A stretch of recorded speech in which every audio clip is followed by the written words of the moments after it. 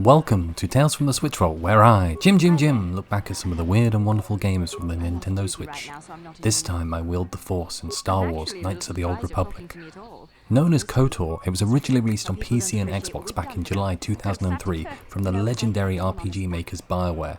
It was brought to Nintendo Switch in November 2021, with the port handled by the Texan studio Aspyr, who have been porting various Star Wars games successfully to the Switch over the years. KOTOR at its heart is an RPG, crucially one in the Star Wars universe. Explore, finish quests, get into combat and level up, all the usual stuff. You actually wake up on a spaceship and have to create a character, how they look, pick stats and perks. The story then kicks off with your ship being attacked by the Sith and you must find the captain and escape. Here is where the companions come in. You get up to 9 during the game, of which 2 can come with you at any one time on an adventure. They are useful for combat but also have skills such as nabbing armed mines or unlocking doors for you. They also add a fair bit to the story during conversations. The bulk of the game outside of exploration is combat, which is an acquired taste, particularly for melee-based players. Gameplay freezes, you select your attacks and then it plays out. Kind of turn-based, kind of action. It's jarring at first, even off-putting for some, though with a bit of practice it goes along smooth enough. It's not the most excited in standard combat, but can be a lot of fun planning out a big battle, pausing mid-fight to switch up to say concussion grenades to try not to lose, and swing the fight back in your favour. During exploration, the game gives you options, such as hacking consoles where you can blow up a room of enemies, or splice into a robot and get it to defend you. Even the quests give you choices. Do you go and kill someone for the bounty, or flip it around and attack the criminal who asked for it? For a basic looking RPG, you end up making a lot of decisions, sometimes impossible ones. There's also pod racing early on, which comes as a surprise inclusion, if at little bare bones in mechanics. The bulk of this game, however, is exploring, fighting creatures and enemies to solve quests, and mysteries. When things start to click for the player, it's a lot of fun. Visually, the game is not the most impressive. It's been brought up to HD and put to widescreen though, which I really appreciate. Most of the characters are a bit boxy and not the most expressive, though it's not terrible or anything. The writing and voice acting make more than make up for this, and for a game from 2003, it looks decent enough. The world looks just like Star Wars from the different planets and levels within them, though they can be a little blank and empty at times.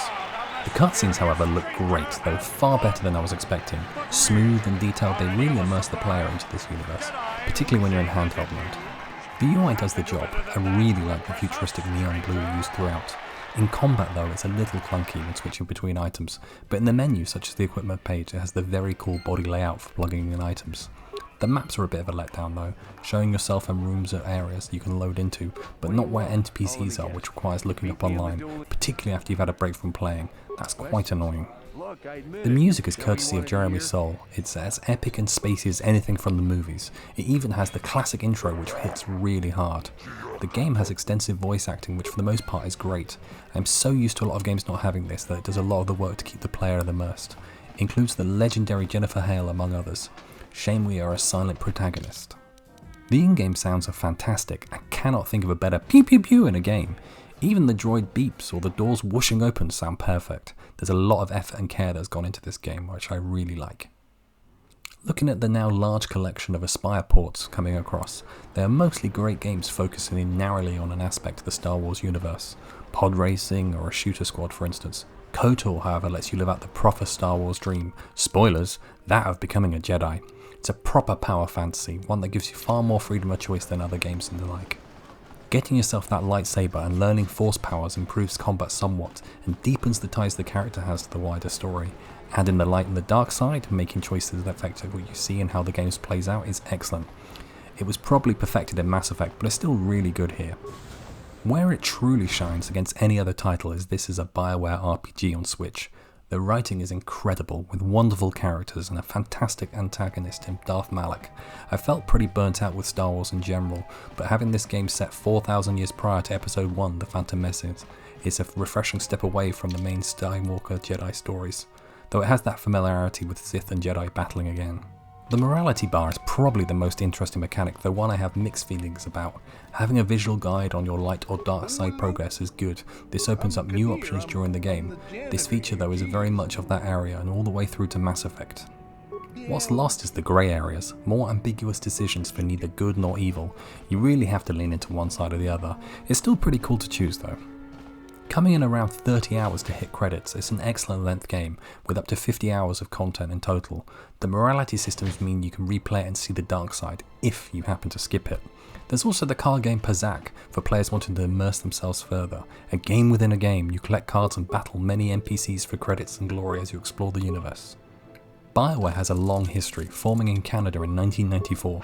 Starting off with mech game Shattered Steel, they found its true potential in RPGs, making the legendary Baldur's Gate in 1998 on PC. A sequel a few years later and then Neverwinter's Night were produced, all of which are currently available on Switch. Following KOTOR, they would go on to critical and commercial acclaim with the Mass Effect and Dragon Age series. The company was bought by a private equity firm in 2005 and then by EA in 2007 until this day. The embattled studio is currently looking for a way to get back to its previous heights. A new Mass Effect has been announced, but it's years away.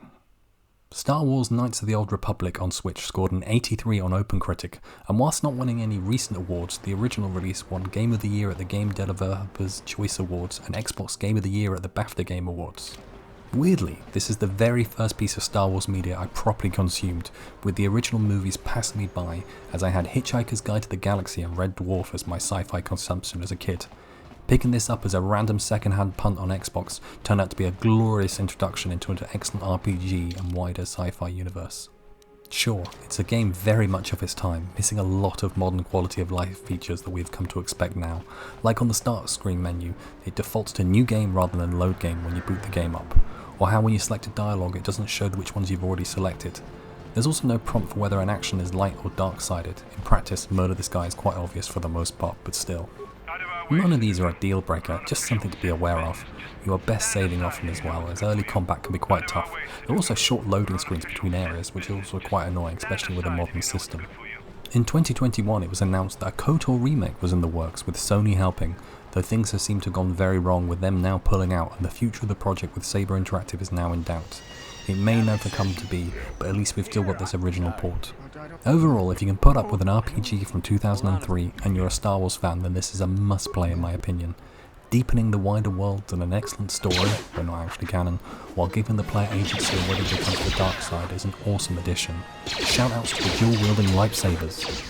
Thank you so much for watching. Please subscribe for more weekly Nintendo Switch video game essays, and comment below which Star Wars game is your favourite.